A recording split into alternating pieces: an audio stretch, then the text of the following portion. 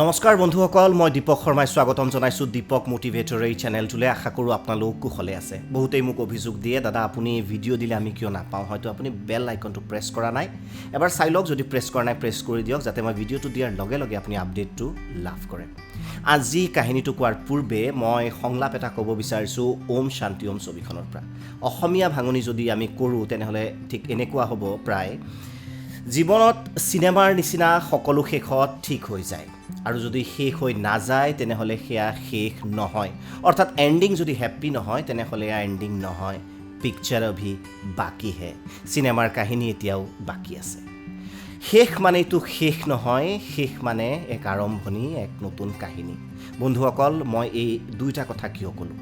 সাধাৰণতে জীৱনত এনেকুৱা বহুত মুহূৰ্ত আহে, যি মুহূৰ্তত আমি ভাবোঁ যে জীৱনত ইয়াতকৈ আমি আৰু বেছি আগবাঢ়িব নোৱাৰোঁ। এইখিনিতে শেষ। জীৱনে মোক ইমান ঘাত প্ৰতিঘাত দিলে যে মই ধৰাশায়ী হৈ গ'লোঁ, মই জীৱনক আৰু প্ৰত্যাহ্বান জনাব নোৱাৰোঁ। বহু ছিটুৱেশ্যন আহে, বহু পৰিস্থিতি আহে, মোৰ জীৱনতো বহুবাৰ আহিছে য'ত মই ভাবিছোঁ যে মই আৰু নোৱাৰোঁ।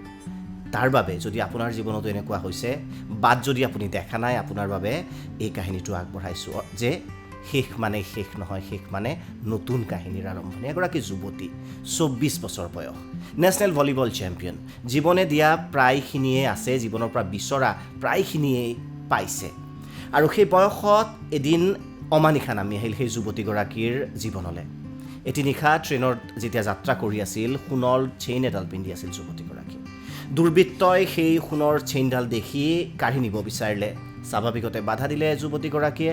তাৰ পাছত হতাহতি হ'ল দুৰ্বৃত্ত এদলৰ সৈতে, আৰু অৱশেষত দুৰ্বৃত্তৰ দলটোৱে যুৱতীগৰাকীক ট্ৰেইনৰ পৰা ঠেলি পঠিয়ালে, ট্ৰেইনৰ পৰা দলিয়াই দিলে। লগে লগে বিপৰীত দিশৰ পৰা আহি থকা এখন ট্ৰেইনে যুৱতীগৰাকীৰ বাওঁ ভৰিখন মহতিয়াই নিলে। বিশ্বাস কৰক, তেতিয়া প্ৰায় 11 মান বাজিছিল। তাৰ পিছত গোটেই নিশা সেই যুৱতীগৰাকীয়ে যন্ত্ৰণাকাতৰ চিঞৰ দিছিল। তেজেৰে ৰাঙলী হৈ পৰিছিল সেই গোটেই ট্ৰেইনৰ সেই ঠাইখিনি য'ত সেই যুৱতীগৰাকীক ঠেলি পেলাই দিয়া হৈছিল। ৰাতিপুৱা হ'ল, কেইজনমান লোকে চিকিৎসালয়ত লৈ গ'ল যুৱতীগৰাকীক। আপুনি মই হোৱা হ'লে জীৱনক ধিক্কাৰ দিলোহেঁতেন, জীৱনৰ প্ৰতি অভিযোগ কৰিলোহেঁতেন, নিয়তিক গালি পাৰিলোহেঁতেন, কি জীৱন দিলা, কিয় মোৰ লগতেই এনেকুৱা হ'ল। যুৱতীগৰাকী তেতিয়া চিকিৎসালয়ত চিকিৎসাধীন। বাহিৰত টিভি পেপাৰত আপোনালোকে জানেই, খবৰৰ নামত মছলা বিক্ৰী কৰা হয়। মছলা নহ'লে খবৰ নহয়। বহুতেই ক'লে যে এই যুৱতীগৰাকীৰ কাৰোবাৰ সৈতে প্ৰেমৰ সম্পৰ্ক আছিল, আৰু প্ৰেমৰ সম্পৰ্কত সফল নোহোৱাৰ বাবে এইদৰে ট্ৰেইনৰ পৰা জঁপিয়াই দিছে। একাংশ সংবাদ মাধ্যমে প্ৰকাশ কৰিলে যে আচলতে নহয়, যুৱতীগৰাকীৰ হাতত ট্ৰেইনৰ টিকট নাছিল, আৰু টিকট নাথাকি টিটিক দেখি জঁপিয়াই দিছিল ট্ৰেইনৰ পৰা। সেই খবৰবোৰ পঢ়িছিল যেতিয়া হস্পিটেলৰ বিচনাত চটফটাই আছিল যুৱতীগৰাকীয়ে, আৰু অধিক মানসিকভাৱে ভাগৰি পৰিছিল সেই যুৱতীগৰাকী। সমাজক কিদৰে বিশ্বাস দিব যে মোৰ ভুল নাই, প্ৰেমত মই কোনো ধৰণৰ বাধা পাই আচলতে আত্মঘাতী হোৱাৰ এই অপচেষ্টা কৰা নাছিলোঁ, মোৰ হাতত টিকট আছিল, চিঞৰি চিঞৰি ক'বলৈ মন গৈছিল, কিন্তু তেতিয়া কোনে শুনিব। ভাবক, শাৰীৰিক আৰু মানসিকভাৱে কি অৱস্থা হৈছিল সেই যুৱতীগৰাকীৰ। আপুনি আৰু মই হ'লে সকলো শেষ বুলি তাৰপিছত আমি জীৱনটোক আত্মসমৰ্পণ কৰি দিলোহেঁতেন। চিকিৎসক আহিল আৰু চিকিৎসকে ক'লে তোমাৰ বাওঁ ভৰিখন প্ৰায়খিনি কাটি পেলাব লাগিব। তাৰ পাছত যুৱতীগৰাকীয়ে আকৌ ভাগি পৰিল। এফালে বাতৰিৰ নামত মছলা, যুৱতীগৰাকীৰ ওপৰত হেডলাইন হৈছে, আনফালে শাৰীৰিকভাৱে এখন ভৰি হেৰুৱাই পেলাইছে, তাকো এগৰাকী ভলীবল প্লেয়াৰ, নেশ্যনেল চেম্পিয়ন। কিন্তু যুৱতীগৰাকীয়ে এটা সিদ্ধান্ত গ্ৰহণ কৰিলে, সমাজক মই মিছা প্ৰমাণিত কৰিম, মই দৃঢ় প্ৰতিজ্ঞাৰে পৃথিৱীৰ আটাইতকৈ ওখ শৃংগ এভাৰেষ্ট জয় কৰিম।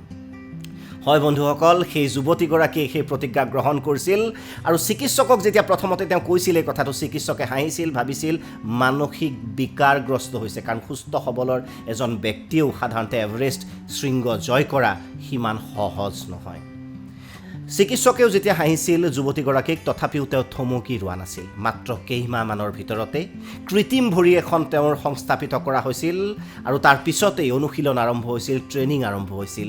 আৰু এটা সময় আহিল বন্ধুসকল, যিটো সময়ত যুৱতীগৰাকীয়ে এভাৰেষ্ট অৰ্থাৎ পৃথিৱীৰ আটাইতকৈ ওখ শৃংগ বগাবলৈ সক্ষম হ'ল, আৰু কৃত্ৰিম ভৰিখন পৃথিৱীৰ আটাইতকৈ ওখ ঠাইত থৈ ঘোষণা কৰিলে, মই অৰুণিমা সিনহাই কৈছোঁ। এয়া অৰুণিমা সিনহাৰ কাহিনী। ভাবক, মানসিক শাৰীৰিকভাৱে শেষ হৈ যোৱাৰ পিছতো নতুন আৰম্ভণি কৰিলে, নতুন কাহিনী লিখিলে। গতিকে আমি সৰু সৰু বাধা পাই কিয় থমকি ৰওঁ, জীৱনে দিয়া সৰু সৰু ঘাত প্ৰতিঘাত লৈ আমি কিয় হাৰি যাওঁ আৰু ভাবোঁ যে আমি নোৱাৰোঁ। যদি আপোনাৰ মনত তেনে আহে, অৰুণিমা সিনহাৰ কথা এবাৰ ভাবিব আৰু ক'ব, শেষ মানেইতো শেষ নহয়, শেষ মানেই আৰম্ভণি এক নতুন কাহিনী। পিকচাৰ অভি বাকী হে মেৰে দোস্ত। মই দীপক শৰ্মাই বিদায় লৈছোঁ। কুশলে থাকক, ভালকৈ থাকক, হাঁহি থাকক। ভগৱানে আপোনাৰ ওপৰত কৃপা দৃষ্টি ৰাখক। ধন্যবাদ।